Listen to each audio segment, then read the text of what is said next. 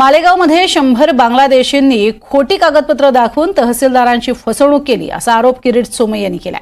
किरीट सोमय्या यांनी नाशिकमध्ये दाखल होत हे आरोप केलेत। या संदर्भातले पुरावे त्यांनी तहसीलदारांना दिलेत। तर सोमय्या यांनी एकदा एखादा विषय लावून धरला की त्यातलं प्रत्येक बारकावे शोधण्याचा ते प्रयत्न करतात। यात 100 बांगलादेशींचे पुरावे त्यांनी सादर केलेले आहेत आणि हे मालेगावातले 100 बांगलादेशी आहेत ज्यांनी खोटी कागदपत्र बनवून घेतली आहेत असा त्यांचा आरोप आहे आणि तहसीलदारांची फसवणूक केली आहे असं त्यांचं म्हणणं आहे। तर नाशिकमध्ये जात त्यांनी हे आरोप केलेत आणि सगळे पुरावे तहसीलदारांनाही दिलेत।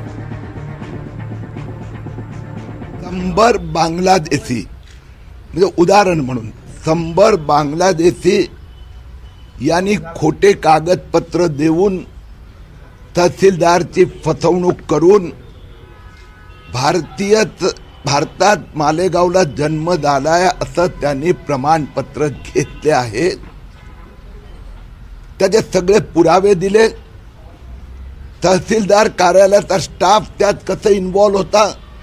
मग उदाहरण, त्यांनी शाळा सोडल्याचा दाखला दिला नाही। तहसीलदारने आपल्या ऑर्डरमध्ये लिहिलं की यांनी शाळा सोडल्याचा दाखला दिला आहे।